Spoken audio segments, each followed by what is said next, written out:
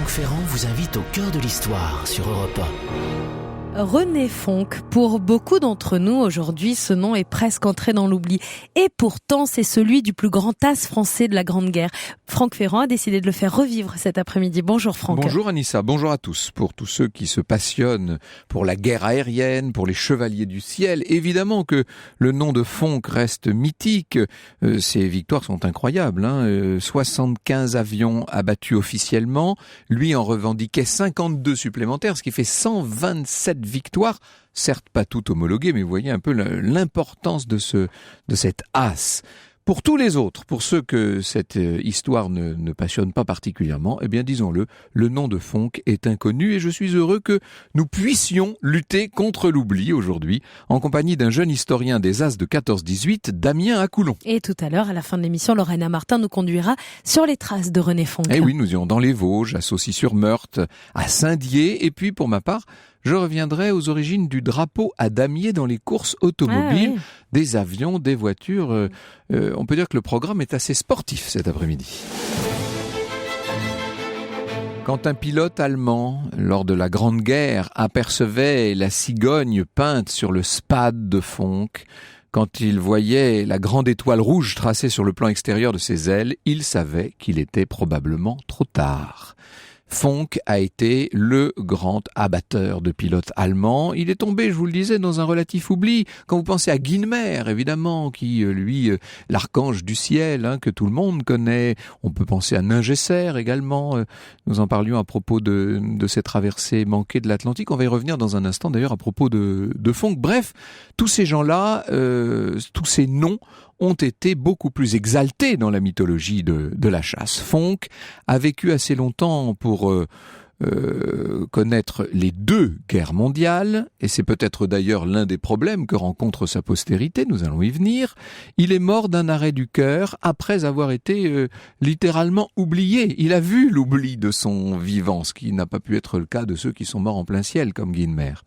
Ses échecs dans l'entre-deux-guerres, son soutien, en tout cas sa fidélité au maréchal Pétain, son rôle dans l'entrevue de Montoire, notamment, tout ça a contribué à entacher son souvenir. Et c'est intéressant de revenir aujourd'hui sur l'ensemble du personnage. Qui était donc l'as des as ? Fonck était né en 1894 dans une modeste famille lorraine. Son père est sagard, c'est un ouvrier qui débite du bois en planche. Lui-même a d'abord été tisserand, puis apprenti mécanicien, et en août 14, comme tous les autres, eh bien, il est mobilisé. Assez vite, il va passer, comme on dit, dans l'aviation. Vous savez que l'aviation commence à naître, nous reviendrons sur cet aspect tout à l'heure, en 1915, et dès 1915, on voit Fonck commencer à piloter ces drôles de machines. C'est un rêve pour lui, et d'ailleurs il écrira, je le cite, « Mes instincts m'avaient toujours porté vers la carrière de l'air. J'avais même un jour, à l'insu de ma mère, subi des épreuves d'endurance, et dans les journaux, je suivais passionnément la vie accidentée de Garros, de Védrine, de Beaumont, de Pégou, pour ne citer que ceux-là. Ceux-là, ce sont les pionniers de l'aviation, bien entendu. On n'imagine pas aujourd'hui ce qu'a pu être cette période extraordinaire, cette période des pionniers. Vous savez, on était dans les débuts de ces aéroplanes. Dès qu'un avion circulait dans le ciel, dans les années 1905, 1910, tout le monde levait les yeux, on regardait ça, c'était un vrai miracle. Fonck va être le plus fort de tous. Je vous l'ai dit, il est l'as des as. Alors, dans ses débuts de pilote, il fait partie de l'escadrille C-47, escadrille de reconnaissance installée dans les Vosges, près du domicile de ses parents. Il vole sur un bimoteur Caudron, un biplace, un G4. Ça vous dit peut-être pas grand-chose, mais enfin, disons les choses, ce sont des engins dont les performances sont relativement médiocres. Un moteur qui dépasse difficilement les 130 chevaux, ça veut dire qu'en vitesse horizontale, on est à 125 km/h, vous voyez, et on plafonne à 2500 mètres, au mieux. Bref, la guerre vient de commencer, c'est pas le moment de faire la fine bouche, de toute façon, on vole sur ce qu'on trouve. Dès le début, René Fonck va au contact de l'ennemi. C'est un homme d'une agressivité extraordinaire. Alors dans un premier temps, il est là pour faire des reconnaissances photographiques, des réglages de tir d'artillerie. C'est à cela que sert d'abord cette nouvelle arme, cette nouvelle aviation. Et les occasions de les échauffourées, si je puis dire, avec d'autres aviateurs sont nombreuses et Fonck très vite va être grisé par le combat aérien, par ce qu'on va appeler la chasse. D'une attaque contre un aviatique le 23 août 1915, il raconte, je cite, « Le lieutenant Ramazzotti que j'avais emmené comme observateur abattit à bout portant le passager ennemi. Ce fut pour moi une véritable ivresse et un réconfort singulier de voir l'appareil plonger brusquement dans ses lignes. J'apercevais la victime agitée et encore des derniers soubresauts de l'agonie, tandis que le pilote, sentant passer la mort, accélérait sa descente. » Ah oui, c'est pas un tendre, je vous avais prévenu. La carrière de Fonck dans la chasse va commencer relativement tard. Il n'abat son premier avion qu'en août 1916 et le deuxième en mars 1917. Vous voyez qu'on est déjà très avancé dans le conflit à ce moment-là. Avril 1917, le voilà muté dans le groupe de chasse du commandant Brocard. Alors là, ceux qui connaissent savent que nous allons parler de l'escadrille des Cigognes, mythique escadrille des Cigognes. Et dans cette unité déjà extraordinaire, Fonck devient très vite le meilleur chasseur. Il fera de cette cigogne son emblème, bien entendu. René Fonck accède officiellement au statut d'as le 13 mai 1917. Il a descendu au ravin de Nogent-la-Vesse le Fokker du sous-lieutenant Zivitz. C'est son 5e succès officiel, donc il devient as, il accède à la notoriété qui va croître à mesure que s'accumulent ses victoires. Car s'il a commencé un peu tard, il va se rattraper, si je puis dire. Le rythme s'accélère à l'été 17. Jacques Mortane, dans la guerre aérienne illustrée, témoigne, nous dit « L'adjudant-chef Fonck, l'un de nos plus récents champions », il écrit ça à l'automne 17, « l'un de nos plus récents champions est aussi l'un de ceux qui vont le plus vite en besogne. Pendant le mois d'août, il a abattu 4 avions, atteignant ainsi le total de 10 victoires. On n'est pas au bout de toutes ces victoires. La principale qualité de Fonck, la rapidité. Il descend ses adversaires sans leur laisser le temps de seulement réagir. Et très tôt, il va devoir faire avec l'image d'un tueur.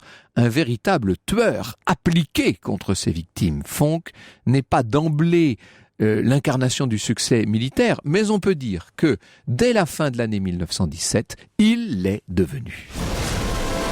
Franck Ferrand vous conte l'histoire sur Europe 1. Alors cet après-midi, Franck, grâce à vous, nous revenons sur le parcours de René Fonck, l'as des Alliés pendant la Première Guerre mondiale. Un nom relativement oublié. Alors avant de poursuivre sur son histoire, j'ai quand même une question aujourd'hui à vous poser qui ressemble, vous allez le voir, à un retour aux origines, puisque vous avez dit que René Fonck était l'as des as. Qu'est-ce que ça signifie être un as en fait ? Eh ben, un as, c'est un statut, si vous voulez, qui s'obtient à la 5e victoire en combat aérien. Pourquoi 5 ? Ben parce que très peu de pilotes, tout simplement, arrivent à de tels chiffres. On dit, mais ça c'est une tradition, que c'est parce qu'il y a 5 signes sur la carte à jouer sur un as. Vous savez, je ne mettrai pas ma main au feu sur cette affaire. Toujours est-il que il faut avoir 5 victoires, et je précise 5 victoires homologuées, c'est-à-dire qui ont été officiellement enregistrées. Fonck va achever la guerre avec 75 victoires homologuées. Donc il est incontestablement le premier des as interalliés, l'as des as. Et il est seulement devancé dans le camp adverse par Manfred von Richthofen, le fameux baron rouge, qui lui compte 80 victoires homologuées. Mais si l'on compte toutes les victoires que Fonck revendiquait, car lui disait qu'il en avait une bonne 50aine de plus, alors là il écrase complètement Richthofen. Damien Acoulon précise dans son ouvrage, je le cite, « Les as constituent une petite aristocratie au sein des pilotes de chasse français ne représentant que 4% de l'effectif total, mais comptant à leur actif 50% des victoires officiellement accréditées. » Il y a une journée particulière dans la vie de Fonck, c'est celle du 9 mai 1918. Vous voyez que nous sommes quasiment en train de célébrer le centenaire de cette journée, quelques jours près. Ce jour-là, ce 9 mai 1918, Fonck va établir un record absolument imbattu, mais que lui-même égalera d'ailleurs. Alors, c'est vers 15h ce jour-là que la brume commence à se dissiper sur le terrain de l'aviation. 45 minutes après, ça y est, le voilà, il est en l'air. Il décolle en compagnie du capitaine Battle et du lieutenant Fontaine. Et à peine sur les lignes adverses, ils aperçoivent une patrouille allemande composée d'un appareil de reconnaissance protégé par 2 biplaces de combat. Fonck donne le signal d'attaque. Les 3 avions sont disloqués en 45 secondes. Ils seront retrouvés aux abords des tranchées françaises à moins de 400 mètres l'un de l'autre. Et peu après, Fonck va se poser. Il fait compléter sa provision d'essence. On recharge des munitions et allons-y. Vers 17h30, nouveau décollage, cette fois avec le sergent Bruyère et le lieutenant Touzelier. À 18h20, on aperçoit un avion allemand qui est en train d'évoluer au-dessus de Montdidier. C'est un biplace. Allez, on règle le tir. Il y a quand même des nuées à ce moment-là. Hein. On peut parler même d'un champ de brume qui sépare les 2 appareils. Qu'importe, Fonck va accélérer, il fonce, il débouche à 30 mètres de l'ennemi. Et allez, il tire et il touche. Et voilà qu'apparaissent 4 Fokker et puis 5 albatros ennemis. Fonck est dans une situation difficile là parce qu'il a perdu de vue ses coéquipiers, ce qui fait qu'il se retrouve seul contre 9 avions. Ça ferait une jolie séquence de film, ça, vous imaginez ça. Alors, qu'est-ce qu'il va faire? Est-ce qu'il va essayer de s'échapper, de fuir ou d'attaquer? Et évidemment que Fonck attaque. Et coup sur coup, il va détruire 2 albatros avant de rompre le combat. À 20h, son sextuple succès est homologué. Vous imaginez, au bar des Cigognes ce soir-là, quand il est arrivé, on l'a littéralement porté en triomphe, bien entendu. Eh bien, le 14 août 1918, il va accomplir un nouvel exploit en descendant de nouveau 3 avions ennemis en 10 secondes. Et le 28 septembre, il recommence. Et là, cette fois, c'est le sextuple exploit de mai qui est réédité, donc ce 28 septembre. 2 sextuplés, synthèse de l'exploit militaire moderne, nous dit Damien Akoulon. Au palmarès, en cette fin d'année 18, Fonck compte donc 75 victoires officielles, et donc il dépasse Ningesser, 45 victoires, et Madon, 41 victoires. Les qualités de Fonck, je l'ai dit, sont d'abord des qualités de précision, de rapidité, mais il a d'autres qualités. On sait qu'il volait couramment à 6000 mètres d'altitude sans que ses bronches, sans que son appareil respiratoire ne soit affecté. Il fallait pouvoir le faire, ça. Et on n'a pas de cabine pressurisée à l'époque. À plus de 8 kilomètres, dit-on, il était capable d'apercevoir un adversaire en vol, ce qui est quasiment impensable. J'ai une vue perçante et je sais m'en servir, celui qui voyait comme un aigle. Et puis, je vous l'ai dit, c'est un tireur, capable de lancer une pièce de monnaie de la main gauche et de dégainer de la main droite, d'appuyer sur la détente et de ne jamais manquer la pièce en question. Dans le tir aérien, une rafale de 5 ou 6 cartouches au maximum lui suffisait, dit-on, pour abattre un adversaire. C'est comme ça qu'il arrivait à faire ces extraordinaires cartons, si vous me passez l'expression. Damien Akoulon l'écrit dans son ouvrage, je le cite, « Son assurance est sa force, le meurtre de l'ennemi, sa spécialité et sa gloire ». Il y a chez Fonck, disons-le, et c'est peut-être aussi une des raisons pour lesquelles sa popularité n'est pas si grande, c'est qu'il n'est pas très sympathique. Au fond, c'est un meurtrier, cet homme-là. Il a un appétit de vaincre et, disons-le, une certaine jubilation à tuer. Il va signer la préface de la guerre des nus racontée par racontée par ses morts, et voilà ce qu'il dit. J'ai la joie, oui, la joie meurtrière d'avoir tué 67 équipages, et j'avoue que mon sommeil n'est jamais agité de cauchemars. Et plus je tuerai de ces assassins, plus je serai heureux, plus je serai convaincu d'avoir travaillé non seulement pour la France, mais pour l'humanité. Ah, la haine du Boche est allée très loin à cette époque, vous le savez. Fonck est sûr de lui-même, c'est ainsi, et à une époque où l'aviation militaire fascine un public qui n'est pas encore habitué à ce type d'exploit, vous imaginez la place prépondérante que ça lui donne dans la presse, bien entendu. As des as du côté allié, nous dit Damien Akoulon. René Fonck a bénéficié, comme d'autres chasseurs, de cette présence de l'aviation dans les médias, se faisant l'incarnation du succès aéronautique français.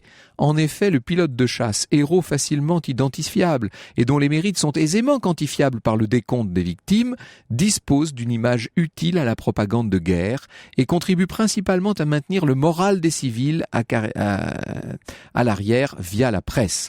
Invaincu et a priori invincible, René Fonck se fait ainsi un parfait exemple pour la victoire. Et oui, on utilise les exploits de ces chevaliers des temps modernes, de ces chevaliers du ciel, pour essayer de regonfler le moral parfois en berne de la population.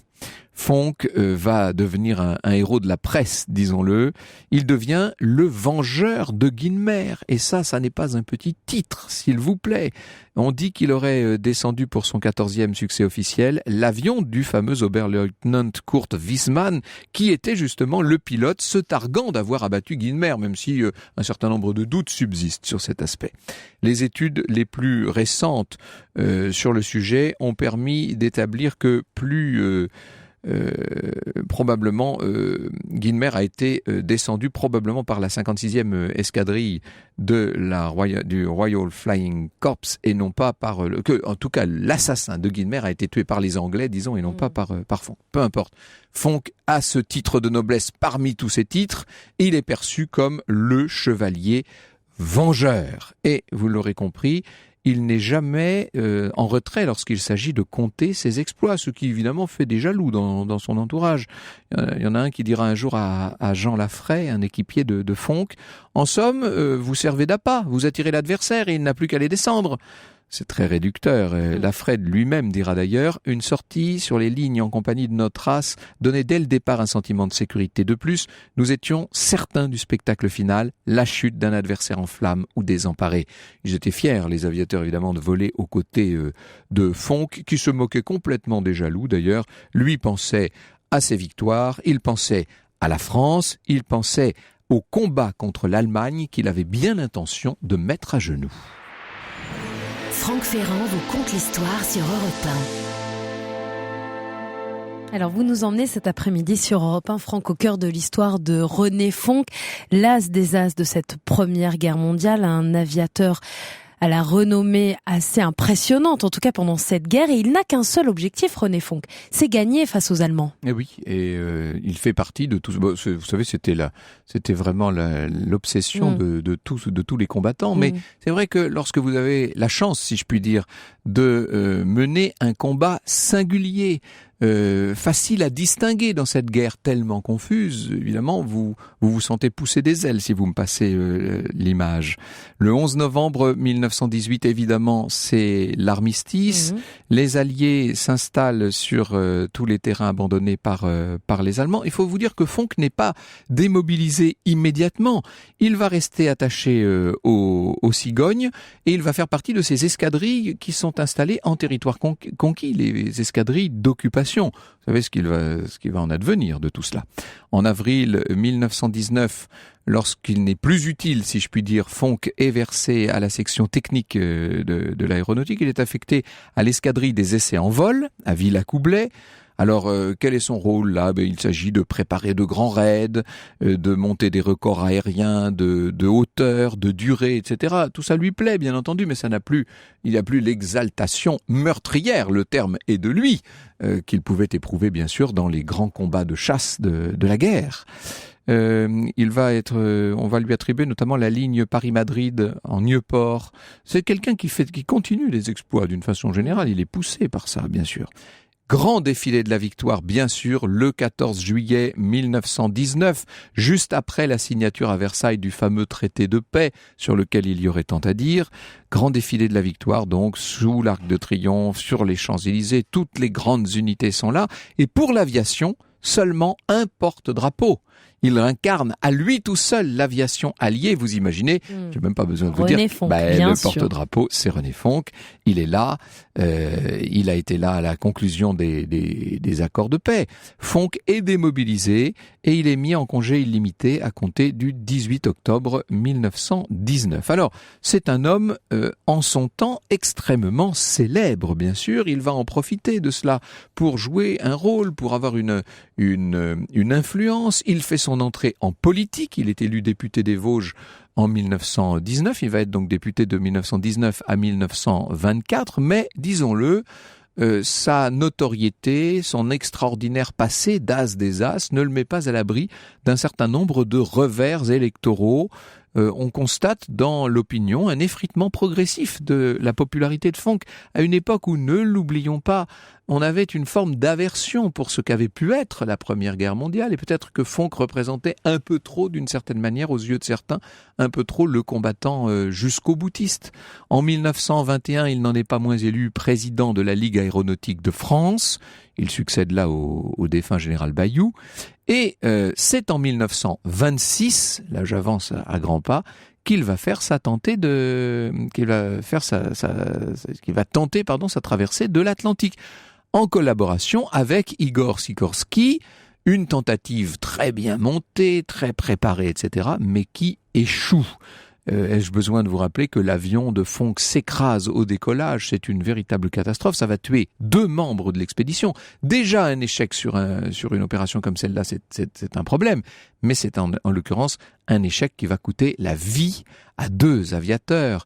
Et avant même que Fonck, pour essayer de balayer ce mauvais souvenir, n'ait eu le temps de tenter une nouvelle traversée, vous savez que dans l'autre sens, un jeune Américain va lui souffler l'exploit. C'est Lindbergh, bien entendu, qui empoche le prix Orteig, le prix de $25 000. Est-ce qu'on peut dire que pour Fonck, le vent a tourné? Oui, d'une certaine manière. En tout cas, il est en train de tourner. Bonjour Damien Coulon. Bonjour. Merci beaucoup d'être avec nous. La suite de la vie de René Fonck est un peu difficile, c'est le moins qu'on puisse dire. Il va aller de rebuffade en échec, il va devenir l'un des fidèles du maréchal Pétain, il va trouver un rôle dans l'entrevue de Montoire entre Pétain et Hitler. On va venir sur tout cela tout à l'heure. Avant, je vous propose de revenir quand même sur l'exploit, parce que on a l'air de dire comme ça, 127 victoires, dont 75 homologuées, bon très bien, on passe là-dessus. C'est complètement ahurissant quand on y pense. Il y a énormément de pilotes de guerre, énormément de chasseurs qui auraient bien aimé pouvoir en dire autant. Même la moitié leur aurait suffi. Oui, effectivement, quand on pense à la difficulté dans cette arme en formation d'atteindre un adversaire et donc de le voir reconnu comme abattu, effectivement, ça donne le vertige. Comment venait l'homologation? Comment se faisait cette homologation? Qu'est-ce qui faisait qu'une victoire était officielle en fait? Alors il faut donc avoir vu l'avion tomber et qu'il ait été reconnu par des témoins oculaires comme étant tombé, si possible dans les lignes. Si vous êtes en combat purement singulier et loin de toute habitation qui a pas de témoins, la victoire ne peut pas être homologuée en fait. Voilà, effectivement, si vous êtes en territoire ennemi à plus de 20 km derrière les lignes, il y a très peu de chances qu'il soit homologué. Donc lui, vous y croyez à ces 127 victoires Bon, ça a sûrement été un peu édulcoré et aidé par la propagande de guerre, puisque effectivement, comme vous l'avez dit, c'est un grand champion et cette compétition pour les As, elle permet de positiver à l'extrême la guerre. Il y a une phrase que j'ai lue tout à l'heure, qui est un extrait d'une préface écrite par René Fonck, qui, j'en suis sûr, a fait grincer des dents à pas mal de nos auditeurs. Ça paraît un peu fou quand même, cette espèce de rage de tuer dont il s'enorgueillit. C'est-à-dire que non seulement il est un tueur, mais en plus il en est fier. Ça nous paraît étrange, nous, à notre époque, 100 ans plus tard. Oui, effectivement, mais il faut la replacer dans le contexte de la Première Guerre mondiale et de ce bourrage de crâne qui a évidemment conditionné les mentalités. Et c'est au final ce qu'on attend de lui, René Fonck, ce champion tueur d'Allemands, qui revendique également ce meurtre. Ces meurtres pour... Enfin, c'est meurtre entre guillemets, puisqu'on est en période de guerre, on est en contexte de guerre, bien sûr. Mais effectivement, il y a ce besoin de mobiliser à la fois les civils et les soldats. Et quoi de mieux que ce jeune champion pour le faire? Alors ce champion, on aurait pu imaginer qu'il deviendrait une sorte d'idole absolue de la foule. Eh bien non, René Fonck va non seulement tomber dans un relatif oubli assez vite, mais il va même subir une sorte de désaffection. D'où vient ce fait? Je trouve que c'est très passionnant, un héros de guerre qui n'est pas un héros populaire. Pourquoi? Nous y venons dans un instant. Europe 1, au cœur de l'histoire. Franck Ferrand. Nous sommes au cœur de l'histoire de l'as des as de l'aviation pendant la Première Guerre mondiale, René Fonck. Nous apprenons à découvrir cet homme, ou à le redécouvrir pour ceux qui le connaissent déjà, grâce à votre invité. Franck, vous receviez Damien Acoulon. Il est doctorant agrégé d'histoire, spécialiste des as européens de la Grande Guerre. Oui, et pour tout vous dire, il a 25 ans. Je lui disais avant que ne commence cette émission que lorsque j'ai fait ma première conférence sur Fonck, il n'était même pas né. Vous imaginez ça? Comment est-ce que si jeune, on s'intéresse à un personnage comme Fonck? Tout simplement quand il est né près de là où vous avez grandi. Et voilà. Et que donc vous passez par son village natal et qu'on s'énorgueillit d'avoir un as à Saulcy-sur-Meurthe. Et ça évidemment pose beaucoup de questions aux jeunes historiens. Nous irons dans le village en question tout à l'heure à Saulcy-sur-Meurthe. Nous irons en compagnie de Lorena Martin, bien entendu, qui ne peut pas toujours nous emmener dans de dans grands des châteaux hôtels, 5 étoiles. oui, ça, sur l'équateur, évidemment. René Fonck aurait pu être un héros absolu. On imagine la gloire de Guynemer, par exemple. Sauf que, différence, Guynemer est mort en plein vol, pas Fonck. Lui, il a survécu. Effectivement. Et aussi, il faut dire qu'il arrive un peu plus tard que Guynemer, qui obtient sa popularité parmi les tout premiers Plus tôt, as. oui, c'est ça. Voilà, donc ça fait déjà une grosse différence. Et le fait même que l'on attribue à Fonck ce titre de vengeur de Guynemer le place déjà en situation de dépendance par rapport à Guynemer. Et donc déjà à la fin de la guerre, il est relativement moins populaire que Georges Guynemer. Ouais, c'est assez étonnant ça. Non seulement il est moins populaire, mais il va même subir des revers électoraux assez terribles pour son ego, si je puis dire, pour son orgueil. Effectivement, et pas qu'électoraux d'ailleurs. Parce oui, que d'ailleurs, oui. Dès 1921, les automobiles Fonck font faillite, qu'il avait lancé. Et effectivement, à partir de 1924, c'est une série d'échecs électoraux. Alors, il est pris en grippe par les communistes dans sa circonscription des Vosges. Ça veut dire qu'ils les aiment pas. Voilà, c'est ça, effectivement, c'est une haine réciproque. Et plus globalement, emporté par cette vague du cartel en 24, il va enchaîner par la suite, à la faveur des scrutins, une série d'échecs en 24, 1928 28, 32. et 32 à Paris. Donc là, véritablement, c'est on peut mesurer la baisse de popularité à travers ces résultats. Et c'est très intéressant d'ailleurs de voir à quel point on a fabriqué des héros à travers la presse de guerre et à quel point ces héros s'étiolent, si je puis dire, après, une fois la paix est revenue. Combien d'ouvrages ont été consacrés à René Fonck? Il y en a eu quand même. Alors effectivement, c'est très récent, donc on en a un dès 2004, un autre en 2007, un troisième qui le compare à Richthofen en 2011, et donc le mien. Le vôtre est le quatrième. Et le quatrième. Mais c'est une bibliographie, c'est une historiographie récente, c'est-à-dire qu'il faut attendre le 21e siècle pour qu'on se penche sur le personnage. Il y a quand même une association à sa mémoire, il faut le dire. Effectivement, créée aussi pour les 50 ans de sa mort à Saulcy-sur-Meurthe, très active, et qui possède un grand fonds d'archives. Ça s'appelle Mémoire de René Fonck, l'association. Voilà, exactement. Et dont il faut dire qu'ils ne sont pas tout à fait dans la défense absolue d'une image idolâtrée, mais qu'ils acceptent aussi les versions, critique, etc. Voilà, exactement, les versants plus sombres du personnage. On va y venir dans un instant. Pour travailler sur Fonck, on dispose donc de tous ces fonds d'archives, on dispose de toutes les archives du service historique de la Défense. Donc vous fréquentez les fonds de Vincennes, bien entendu. Et notamment, et là j'insiste, à chaque fois que j'ai l'occasion de le caser, je le dis, vous pouvez utiliser les souvenirs des compagnons de Fonck qui ont été interviewés dans le courant des années 70 et 80, 1970-1980, par mes chers confrères du service historique de l'armée de l'air. Et c'était le département d'histoire orale qui s'occupait de cela. C'est-à-dire que on interviewait les anciens pilotes. Et Fonck revenait constamment. Ça, je me rappelle très bien. C'était presque une obsession pour eux. Oui, une comparaison permanente entre Guynemer et Fonck, résumée à deux styles. Guynemer, le vaillant chevalier des premiers temps, avec cette fougue et ce panache, et René Fonck, le froid tueur, calculateur, qui effectivement préfère prendre par surprise, si possible dans le dos ou dans l'axe du soleil, pour assassiner sa victime. C'est le mot qui est employé. Est-ce qu'il n'y a pas, et ce n'est pas seulement le cas de Fonck, un certain nombre de héros de guerre ont été confrontés à ce problème. Ce sont des gens relativement ordinaires a priori avant que ne commence la guerre. Lui, en l'occurrence, il est mécanicien, si je ne m'abuse. Voilà, c'est ça. Il est apprenti mécanicien avant la guerre. Et il devient un héros de guerre, donc un grand personnage. Il a une belle légion d'honneur au revers de sa veste, etc. Mais il n'en est pas moins un mécanicien. Comment est-ce qu'on supporte ce décalage, si je puis dire, entre une carrière militaire brillantissime, mais courte, et une carrière civile plus modeste? Eh ben, on essaie d'y faire face et de poursuivre sa légende dans le temps. Et voilà. Ça a été son drame, à mon avis. C'est d'avoir couru après cette légende tout l'entre-deux-guerres pour passer de héros militaires à héros du temps de paix.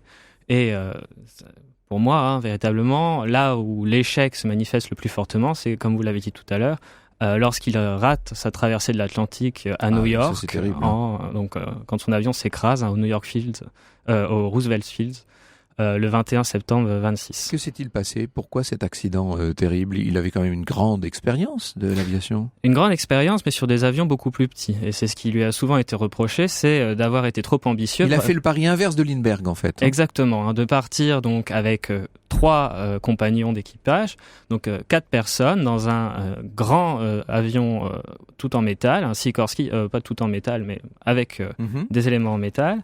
Donc 11 tonnes à soulever, ce qui est énorme pour l'époque, et en comparaison des SPAD que pilotait pendant la guerre René Fonck, qui était beaucoup plus léger, beaucoup plus mobile. Voilà, donc on change complètement de dimension. Et les préparatifs ont été assez laborieux, les conditions météo retardent plusieurs fois le départ. Il y avait une atmosphère de concurrence, puisqu'on savait que plusieurs concurrents voulaient absolument décrocher cette traversée de l'Atlantique. Exactement, c'est la course à l'Atlantique pour décrocher le prix Orteig. Il y a aussi un prix en argent à obtenir à la fin, $25 000, ce qui est énorme pour l'époque. Et donc, avec cet emballement médiatique et cette course au prix Orteig, il décide de précipiter le départ, et c'est ce qui lui a été souvent reproché, d'avoir bâclé le départ, même s'il est évidemment blanchi par la commission d'évaluation qui reconnaît que toutes les conditions étaient réunies pour que ça se passe bien, sauf que ça s'est mal passé. Ah oui, ça s'est mal passé, et il y a eu des victimes, donc double malchance, si je puis dire. Voilà, le radiotélégraphiste Clavier et le navigateur Islamov, qui tous les deux périssent dans les flammes, tandis que René Fonck et son copilote parviennent à s'extraire de la carlingue in extremis. Oui. Le fait que lui en plus ait survécu n'a sans doute pas aidé. Décidément, ça faisait beaucoup de poids à supporter. Ce n'est que le début, si je puis dire, parce que on va s'acheminer peu à peu vers la Seconde Guerre mondiale, et autant René Fonck a été un héros de la Première Guerre mondiale, autant il ne peut pas du tout prétendre l'avoir été dans la Seconde Guerre mondiale. Nous y venons dans un instant.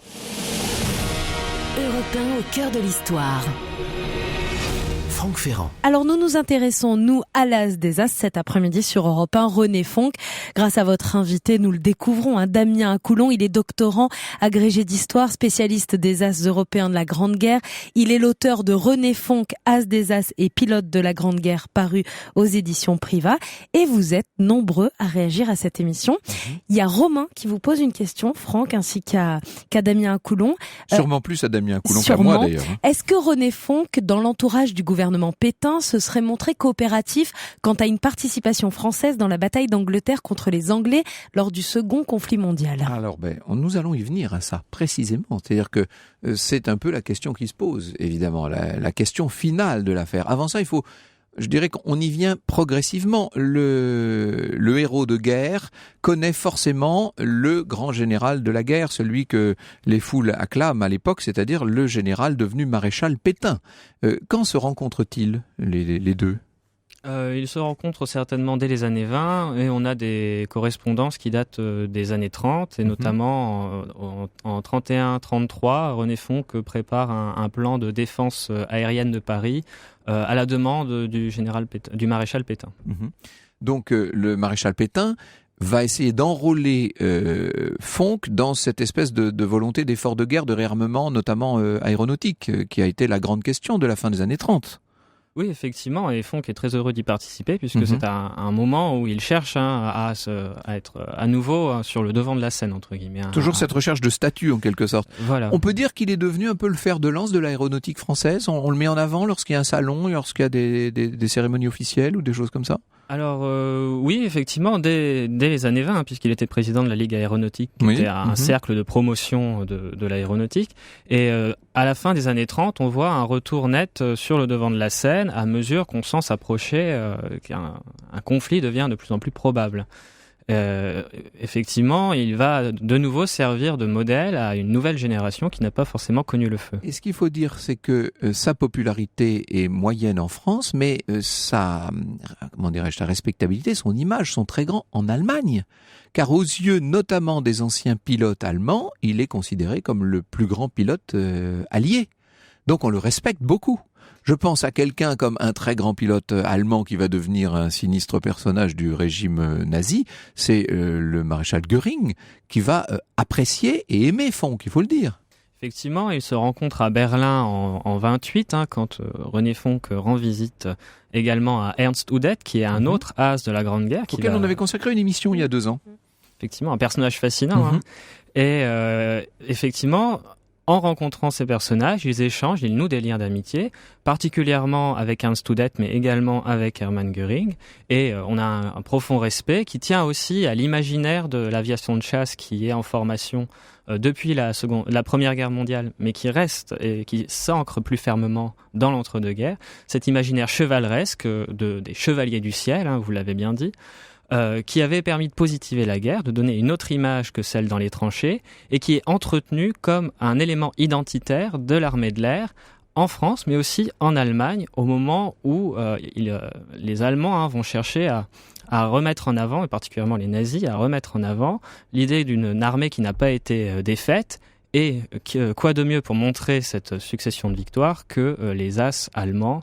La mémoire de Manfred von Richthofen est exacerbée à cette époque. Est-ce qu'on se sert de l'image de Fonck au moment de la campagne de France en mai-juin 1940, lorsque tous les avions français sont en vol, justement, en train d'essayer de contrer l'offensive allemande ? Alors oui, effectivement, on le retrouve par exemple en une du Miroir, qui est donc un journal de guerre illustré, en couverture, où il s'adresse au jeune pilote anonyme, qui lui aussi peut, comme ce petit mécanicien vosgien en 1915, devenir un héros, devenir un pilote et donc un héros, et lui aussi servir très bien son pays. Oui, donc on utilise son image d'une certaine manière. D'une guerre à l'autre. Mais il y en a un qui va utiliser ses relations, c'est le maréchal Pétain. C'est-à-dire que lui a des relations assez privilégiées avec l'ancien héros de Verdun, et par ailleurs, il a des relations directes avec Göring, donc avec l'entourage d'Hitler. Quand on a besoin d'un rapprochement entre Pétain et Hitler, lorsqu'il s'agit pour le chef du tout nouvel État français de rencontrer le chancelier du Reich, évidemment, on pense à René Fonck. Entre autres, oui, puisque... Mais il n'est pas le seul, bien sûr. Le maréchal Pétain entretenait une cour autour de lui et multipliait les canaux de diffusion. Mais effectivement, René Fonck fait partie de ce conseil privé non officiel du maréchal Pétain et va notamment servir de messager à une grande occasion pour passer un message à Hermann Göring que le maréchal Pétain aimerait rencontrer ses homologues allemands et... René Fonck va également s'en targuer par la suite en tant qu'instigateur de l'entrevue de Montoire, s'attribuant un rôle démesuré. Hitler est en train de rentrer d'Espagne où il a rencontré Franco. Il va s'arrêter à Montoire pour voir Pétain. Exactement. Oui, et donc René Fonck dira être à l'initiative de cette entrevue pour éviter que Hitler n'envahisse l'Afrique du Nord en s'entendant avec Franco, ce qui est peu crédible au vu des faits. Oui, surtout quand on sait la nature de l'entretien entre Hitler et Franco qui avait été pour le moins désagréable. Exactement. Donc une défense plus ou moins bien tenue après la guerre qui va lui porter de grands préjudices.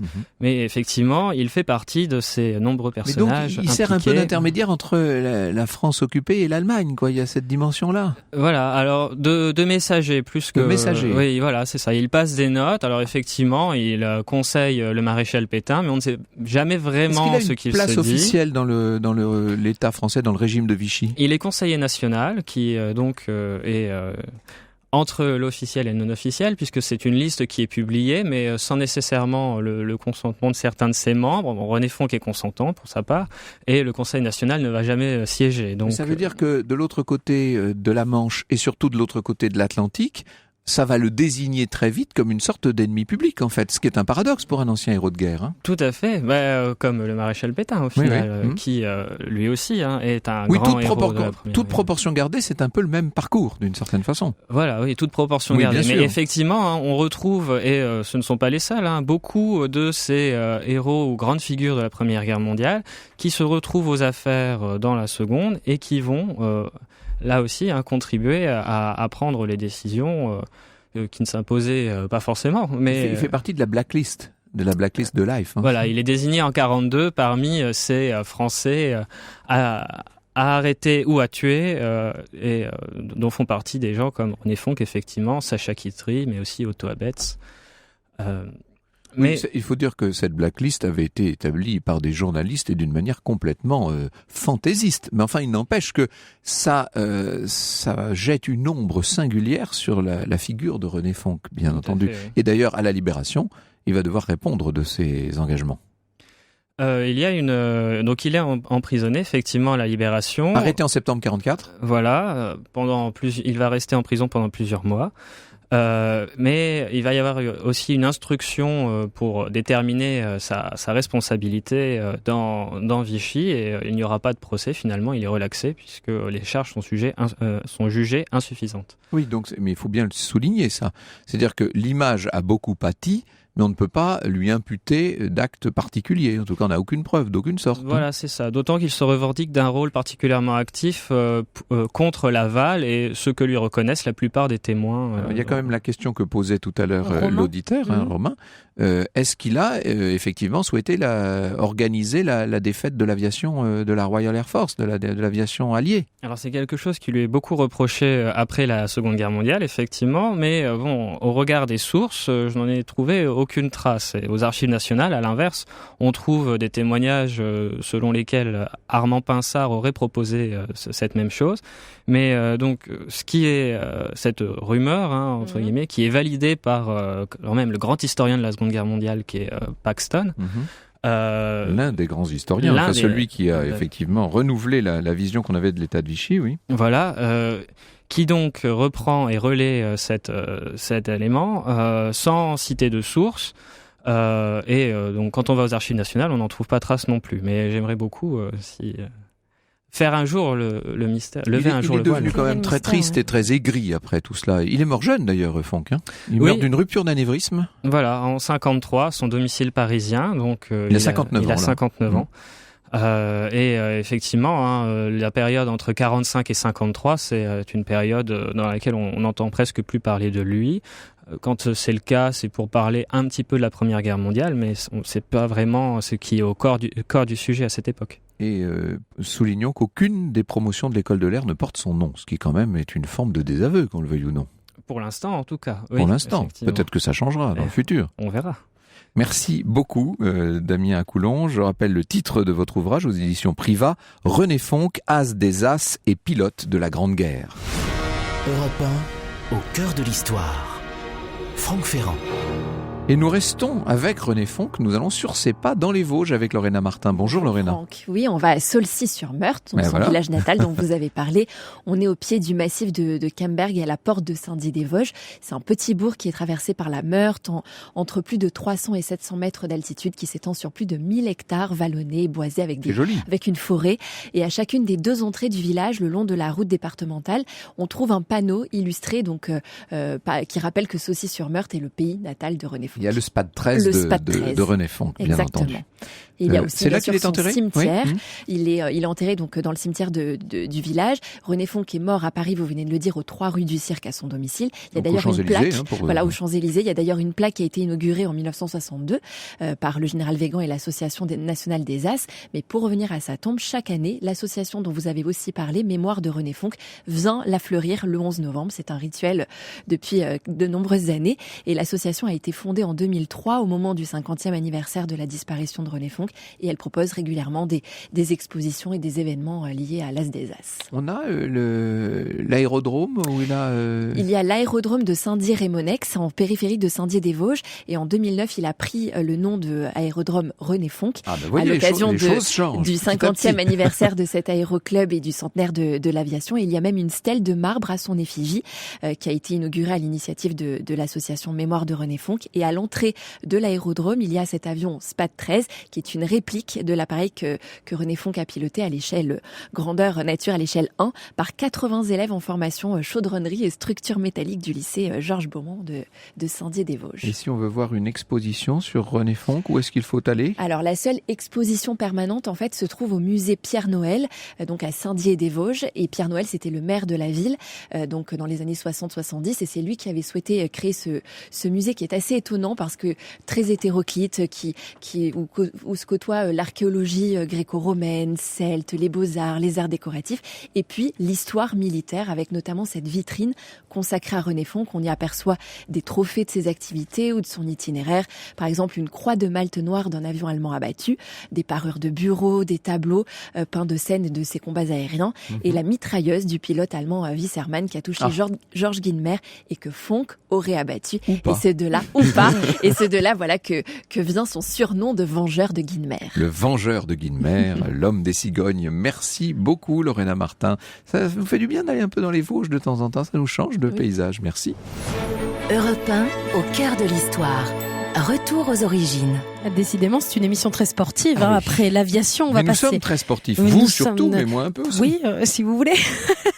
Alors, on va parler de sport automobile maintenant, puisque c'est un retour aux origines qui concerne le fameux drapeau à damier lors des courses automobiles. Surtout le drapeau qu'on voit à la fin. Il vient d'où ce drapeau ? Alors, il y a l'explication qu'on raconte généralement, mais qui est probablement fausse, mais elle est belle quand même. On dit qu'au cours d'une des premières épreuves, une des premières éditions des 24 heures du Mans, on est dans les années 20, vous savez, le commissaire de piste est là pour agiter son drapeau en fin de course, sauf qu'il était en train de jouer aux échecs. Ça dure longtemps, les 24 heures du Mans, comme leur nom l'indique. Et au dernier moment, il est pris au dépourvu, donc il a attrapé l'échiquier et il l'a agité. Ouais, c'est fantaisiste. Oui, c'est fantaisiste. Je vous assure que ça n'a pas dû être comme ça. D'autant moins que l'on sait que des drapeaux à damier existaient déjà dans les courses cyclistes, dans les courses de vélo à partir des années 1860, dès le Second Empire en fait.